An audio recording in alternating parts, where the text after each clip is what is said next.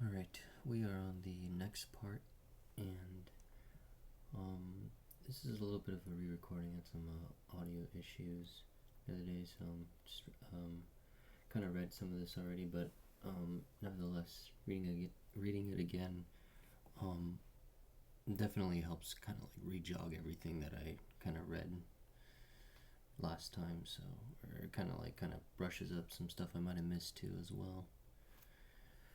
So let's get started. So when he had thus prophesied, he expired and was succeeded by his son evil Maloracus, who was slain by his kinsman Neriglaceres. And Neriglaceres left Labasorascus his son, and when he had also suffered death by violence, they crowned Nabocadocus, who had no connection with the royal family, and in his reign Cyrus took Babylon and granted him a principality in Carmania. Alright, so yeah, we're basically just kind of picking up what we read last time, which is the Neo-Babylonian or the Chaldaean dynasties that kind of like were succeeding one after the other just before Cyrus took over, because apparently after Nebuchadnezzar had ruled, and there was all these successors like that had conspired and whatnot, and kind of rose and fell a lot during this time period. Looks like there's a lot of instability and lack of loyalty to the state, I guess. That's the best way to explain it. So, and concerning the rebuilding of Babylon by Nabuchodonosor, he writes thus: It is said that from the beginning all things were water, called the sea, that Belus caused this state of things to cease, and appointed to each its proper place, and he surrounded Babylon with a wall. But in process of time this wall disappeared, and Nabuchodonosor walled it in again, and remained it so with brazen gates until the time of Macedonian conquest. And after other things he said, Nabuchodonosor, having succeeded to the kingdom, built the walls of Babylon in a triple circuit in 15 days, and he turned the river Armakale, a branch of the Euphrates, and the Acracanus, and above the city of Sippara he dug a receptacle for the waters, whose perimeter was 40 parasangs, and whose depth was 20 cubits, and he placed gates at the entrance thereof, by opening which they irregulated the plains, and these they call the Eschetogonomes, sluices. And he constructed dikes against the eruptions of the Erythraean Sea, and built the city of Teredon to check the incursions of the Arabs. And he adorned the palaces with trees, calling them hanging gardens. Alright. So I guess there's some kind of like mysticism or mystery to Nabuchodonosor, and like how he kind of, I guess, built this whole freaking like restoration effort during his time, just before Cyrus, right? Very interesting. It makes you think, like, for this was all like predicted, right? Like, if these kings knew and stuff like that, why would he rebuild Babylon for a brief moment just after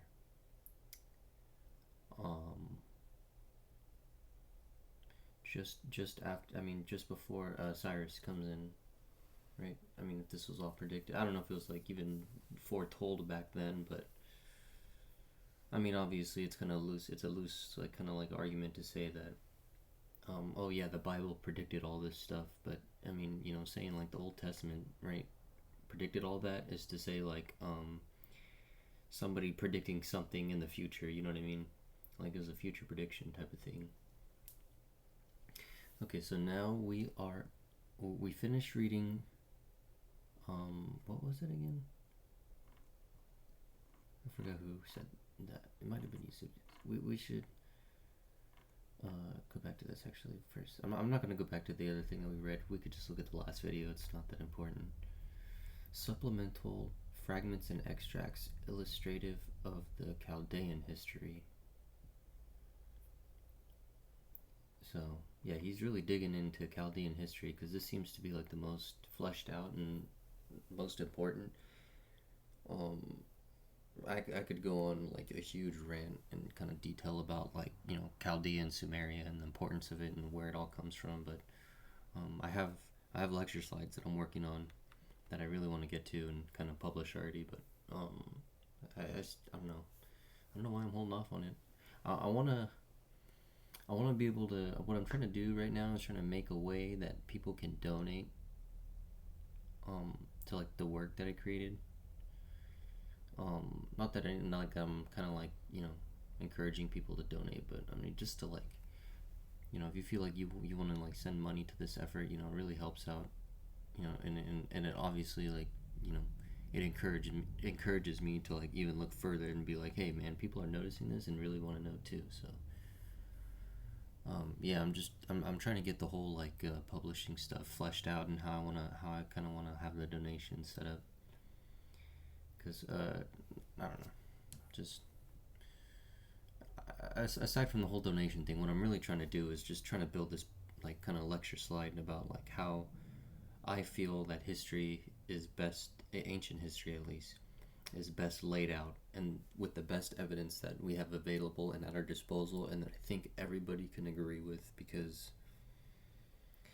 I think if, I mean, obviously if you're closed-minded it doesn't even matter, like you trash what everybody says, but when you're open-minded and you take this information, you consider it, you know, it allows you to investigate more, you know, and then you investigate too, and then you're like, oh wow, you know, he didn't say this, but wow, look at this, what I found, you know, and hopefully somebody will just eventually, you know, kind of like send me like a message or something like, hey, you know, do you know about this? And I'm like, no, I don't actually.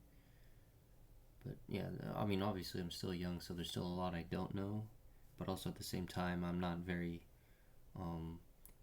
institutionalized or conditioned a certain way, like much older folks who have a lot of knowledge. So it's kind of the trade-off, I guess. All right, so let's get started on this. Enough ranting. Chaldean Fragments of the Ark by Nicholas Damascenus. I'm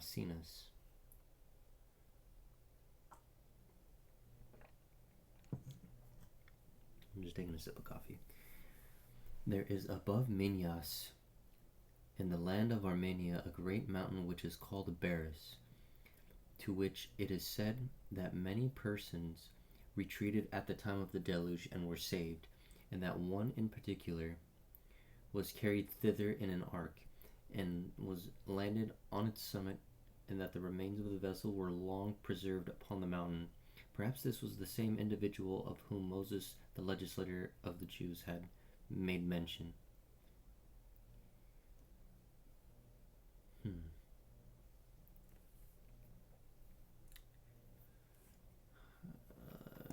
So yeah, it's reading this little footer down here. Nicholas Damascenus is a writer of Damascus about the age of Augustus. His fragments have been republished by Aurelius. Baris signifies a ship. Wagner's dissertation upon the word Baris may be found in the preface to Valpy's editions of Stephan's Thesaurus. Epiphanius styles the mountain Lubar one of the mountains of Ararat, and the Zendavesta calls it Albordi. I'm just gonna go ahead and shoot in the dark, but it's not really shooting in the dark. That this is a Zoroastrian text.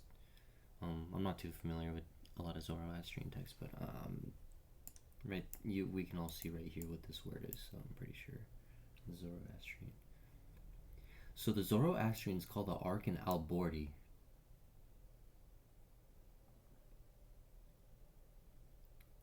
Now let me look up.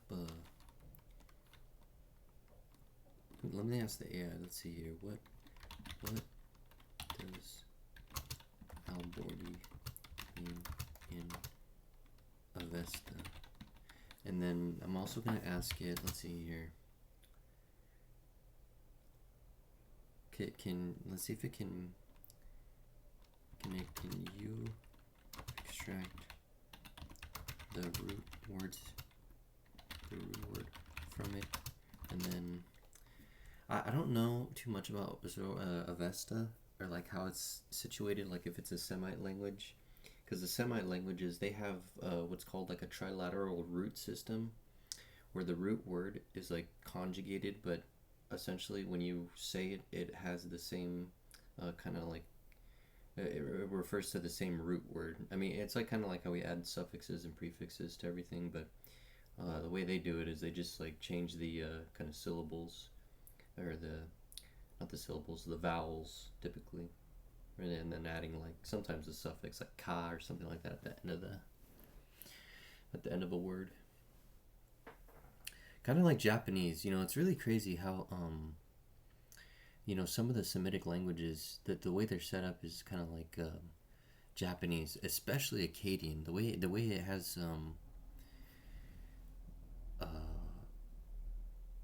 I guess like kind of like special symbols for certain words, or like for certain words they have like a special symbol for it. And then Japanese, they do that with like kanji. They use kanji for like for a lot of words, and then they obviously is like the hiragana, which is the way they you would pronounce it syllabically, and then that's how they use a lot of their grammar structures with hiragana and a lot of more modern words.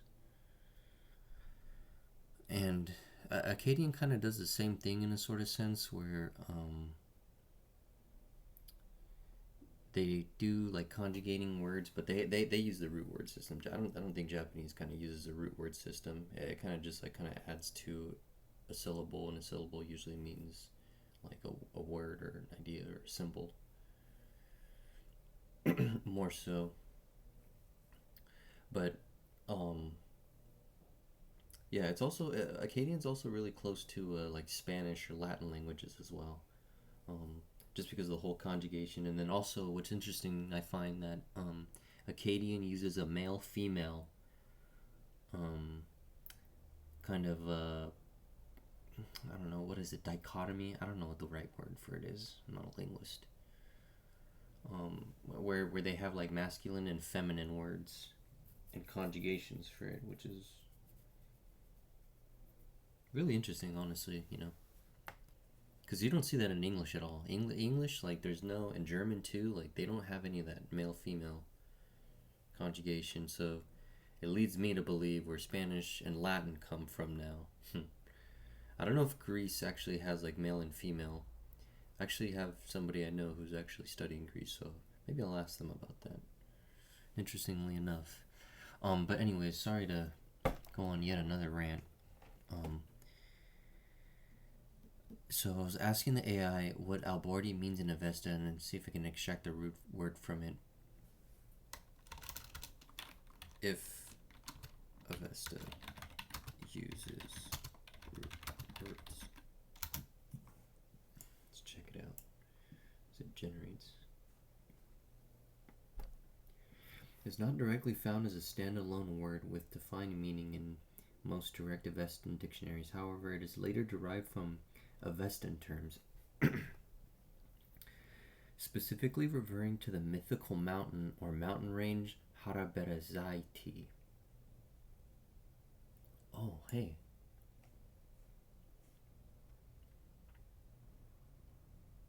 What the hell? Check that out. Berezaiti. That looks like this word. Bars. There's no way. So where?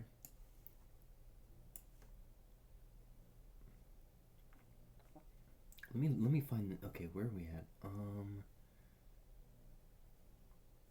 No, it didn't say Bars. Oh yeah, a great mountain which is called Bars.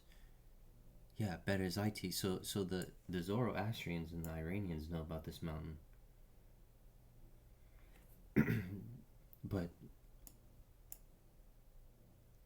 But this is referring to Armenia. What is it saying here? This Avestan name, Haraberezaiti, is generally interpreted to mean high watch or high guard. It is the origin of the Persian Alborz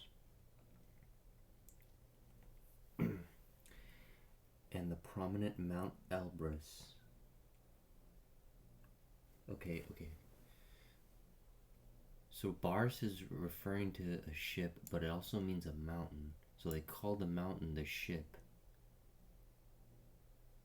And then I guess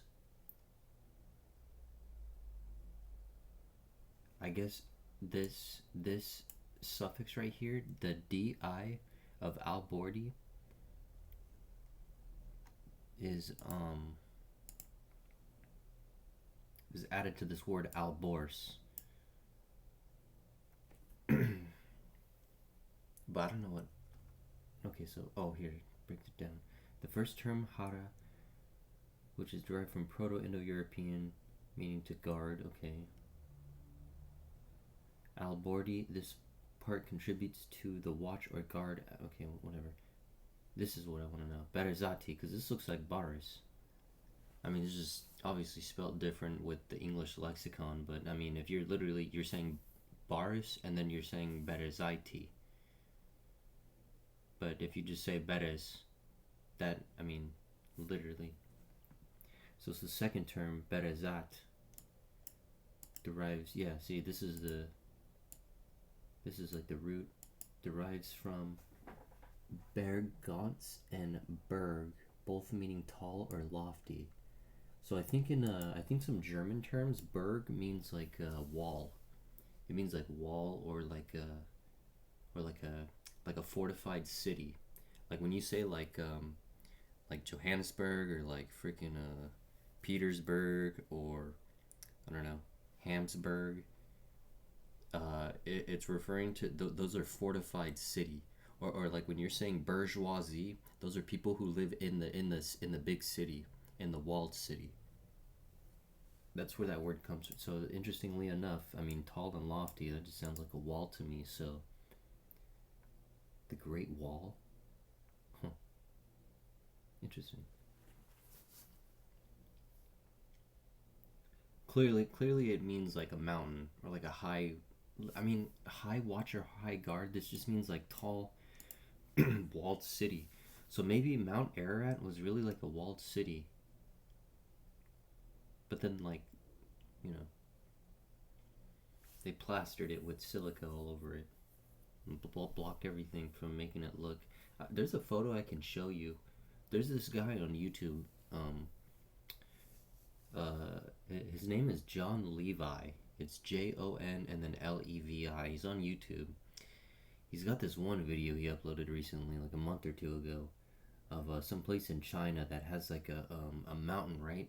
And this mountain has like a giant flat top, like plateau looking thing, but on the side of it is literally like it's almost like a Greco-Roman like freaking wall. That's like or like a dolmen. If you know what a dolmen is, it's like an entrance or like a entryway type of thing.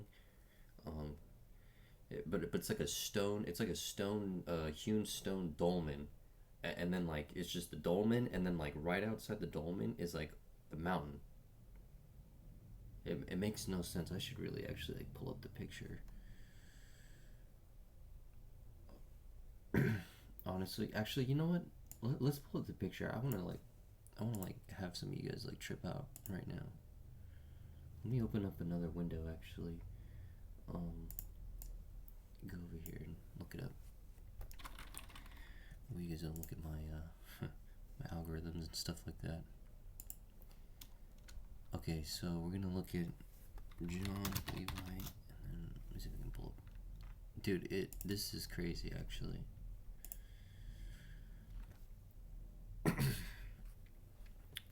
Let's see here. I hope the video's still up. If not, I have a picture that I screenshotted on my phone. I can upload it in another video. Aha, here it is. This is completely nuts. It's absolutely mystifying. Let me just fast forward, and I'm just gonna let the video play, that way you guys can just kind of get a glimpse of it. Yeah.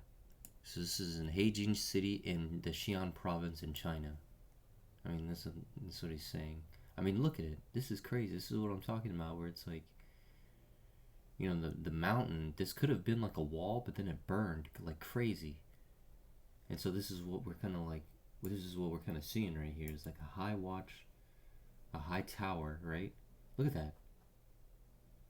I mean, how is that? This guy said he got a drone and he went to China, and this is in China, and you can go see it for yourself. I mean, this is just absolutely nuts. Let me skip to like a closer image of it. There's no way it's like, I don't think this is fake. I mean, I don't know how you can fake this image. He's got multiple angles of it. And like the close-up picture lines up with like the sky view picture, because there's a hole at like the top, right, of the mountain. Absolutely boggling. That's all I gotta say. Look at that. That is absolutely. Let me see if he's got. Unbelievable. Look at that. See, like, this isn't fake. This is an actual, like, this is actually crazy. Yeah, like I'm saying, this is I think is a good example of what I'm talking about, where it's supposed to be an ark, right? So we're thinking it's like a giant wooden ship, and some people got the translation that it's like a ship in the Bible, but it's not really a ship. It never says it's using like wood, I don't think. And if it did, that's a modern misconstruction. And when I say modern, I mean like a Moses misconstruction, meaning that he obviously didn't explain it right, because it's definitely not a freaking wooden ark. It's a stone like vessel. But here, this is a deeper connection, saying it's like a walled city. So this might be like a whole, I don't know. I mean, maybe it was a floating city. I mean, if we're to like suspect, like, you know, connecting like, you know, ancient old Indian lore, right, Hindu lore with some of the stuff that is we're seeing and witnessing right now. By the way, this is also like, what the heck? I don't know what happened right there. It just like clicked out to like a little pop up. Just trying to spook you. Okay, well, anyways, yeah, this is part of that mountain still. That's what he's saying. This is just so insane. I mean, I really don't know what to think of it. Really blows you away. It blows me away too. So, yeah, we're getting now that like the vessel, right? So we learned in like a couple videos ago, right, that they made an opening in the vessel. These guys didn't have like a poop deck or like a top part of the boat or the ship, right, where they can just watch the waters. They were sealed inside the vessel almost, and they had to make like a special opening because they didn't know where they were at. And I'm assuming, and this is the really interesting part, right? So let's say like you're on a ship, right? You're gonna feel the swaying, right? I mean, you hear people on cruise ships and they're talking about how they get motion sickness. You know, if we're to watch the Titanic, you know, I mean, the boat freaking sways, right? So the boat's swaying. How do they not know the boat's not swaying? Because we saw in the other video, right, that the boat, that they didn't know where they were at, and they were going to check outside, and so they sent a dove to like go out there and check, and then they finally suspected, like, oh, so these guys weren't able to feel the water at all. What does that make you suspect? You know what I mean? Like, were they even in the water? And if they were in the water, maybe that stone vessel that they were in was so like resistant to the waves from the water that they didn't even feel it. I mean, honestly. I mean, if you really, really try to think about it, you know, well, what they're saying in that, it just it seems like it's like a it's a Vimana. It's like I don't know. It's like a stone city that was floating. It wasn't like a vessel, maybe, but it was like it was like a walled city, and then they just plopped it on the mountain because the water tides were still high and stuff like that. Absolutely mind blowing. Very, very interesting indeed. Okay, I think we're at like 25 minutes right now, so maybe I'll read a couple more pages. Oh, this is so good. Oh, this was a good one. Berezati. Okay, I'm gonna ask my I'm gonna ask this Persian guy now what that means. If he, very, very interesting indeed, honestly. All right, so of the dispersion from Hestiaeus, and these are all Greco-Roman authors. I'm assuming we're just gonna make that assumption. These guys are all during like the Roman Empire age, maybe even before, but in any case, still very, very early Christian era. Because it seems to me like some of the knowledge was kept in like maybe like Corinth or something like that, with all these ancient stories and stuff like that. You know, because they say that the Library of Alexandria, you know, it burned, and then that was, you know, they had all these legends in Macedon and Egypt, and well, not Macedon, but the Macedonian Empire had, you know, knowledge of this stuff at Alexandria in Egypt. So all that stuff got like dissipated and whatever, tucked away, destroyed, however you want to say it, disappeared. No longer didn't stand the test of time. In any case, you know, some of these texts are like from those times that they kept. It's crazy that they managed to keep all these old doctrines and all these old documents. Very, very, oh man, it's just so much to look at, you know. This is probably one of the best books I stumbled on by accident. I'm not even gonna lie. It's like this book chose me. Oddly enough.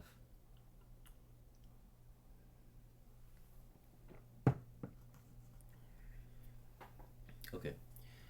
Of the dispersion from Hestiaeus, the priests who escaped took with them the implements of the worship of the Enalian Jove, and came to Shinar in Babylonia.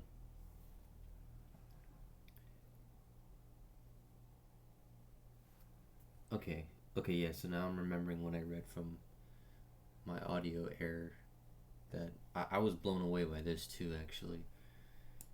Now, if we know what the Hebrew text called Sumeria, right? What did the Hebrews call the land of Sumeria, or southern Mesopotamia? Let's check it out. They didn't use the term Sumer. Instead, referring to the region of southern Mesopotamia in biblical texts, they primarily used the name Shinar or Sinar, referring to the moon god. So, Sinar, Shinar, Sumer, it's all the same, essentially.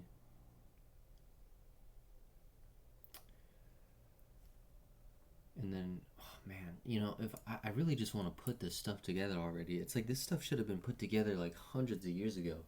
But it seems now, look in the 1800s, they were still trying to scramble away. Either that or this guy's just like completely mystifying the whole thing. I mean, they gotta know the whole entire real history of what happened by now, right? I mean, really. Alright, let's continue. And came to Sinar in Babylonia. But they were again driven from thence by the introduction of a diversity of tongues, so Tower of Babel, upon which they founded colonies in various parts, each settling in such situations as chance or the direction of God led them to occupy. Huh.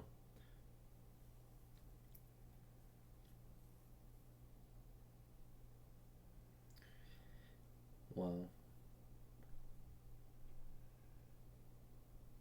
Stuff is just... it's really mind-blowing to me, honestly. Oh. Man, dude. These are great fragments. This is all Chaldaean history, which is all...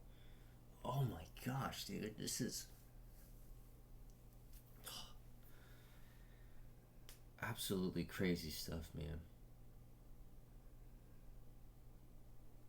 Like just piecing all this stuff together. I mean, the way this guy pieced it all together is just, we can take this stuff apart and see what stands and what doesn't stand. And it's crazy to me that this book stands. What it knows is pretty incredible. These guys did spectacular work back then, man. It's absolutely crazy. Unless, of course, they already knew everything and just telling us little droplets. But it doesn't seem to be the case. I don't know. Seems like these guys genuinely didn't know, or they only knew so much, It's like even these people in like the secret orders and stuff like that, like they didn't even know too much. They only knew so much, and then they could only like relay so much, You have to like mystify it. Annoyingly enough. So, I think we're gonna leave off here. I really do want to continue, but we're already 30 minutes in, and I caught something I didn't really catch last time, which really put some pieces together in my head about like what Noah's Ark could have really been. It was a lofty, tall tower, maybe a walled city, maybe a vimana, but how we interpret a vimana now is different from how it would have been maybe back then. You know, it could have been just this giant. Honestly, I'm maybe suspecting now. It could have looked like, if you ever seen like the Tower of Babel on like Google and stuff like that, you know, it kind of. Yeah, actually, you know what? Let's look it up. We got a couple minutes to spare, and I'm not gonna read anymore. Let's see here. Tower of Babel. I don't know, image. Yeah. This is what it looks like. It's got this weird little thing right here. I forgot. There's this guy that I was watching a video on named Walter Veith, or Walter Veik, however you want. I don't know how to pronounce. I like saying Walter Veik. Sounds really cool and really German. So I'm gonna call him Walter Veik. But he was saying that this is the perfect interpretation of the tower with this little bit right here. He said that's what it looks like, if you can see. This one not so good, but it has this like part right here. He said something like right there. So in any case, I mean, if you look at this, and then let's see, you look at a Vimana, right? I mean, dude, like, just putting the pieces together. Maybe this is how they were designing like sky cities or temples and stuff like that. And so this thing was like,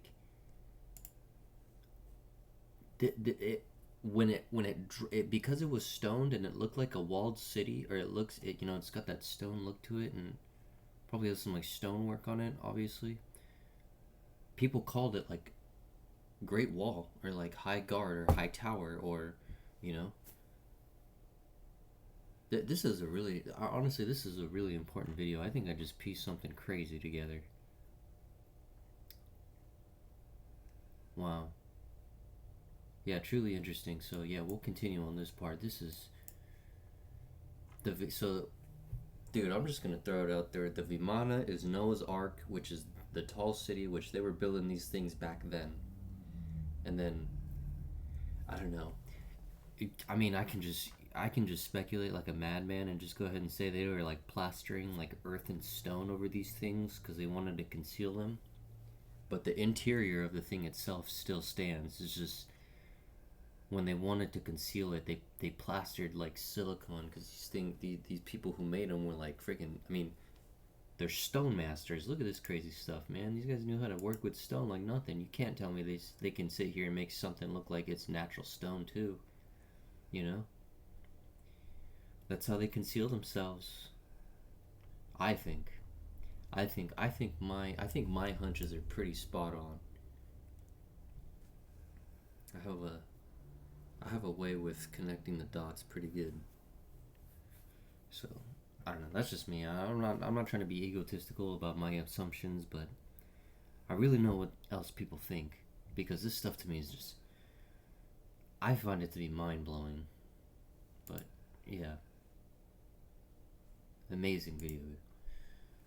Amazing. This was an amazing, one of the best readings so far that just kind of blew me away. All right, I'm gonna end the video now.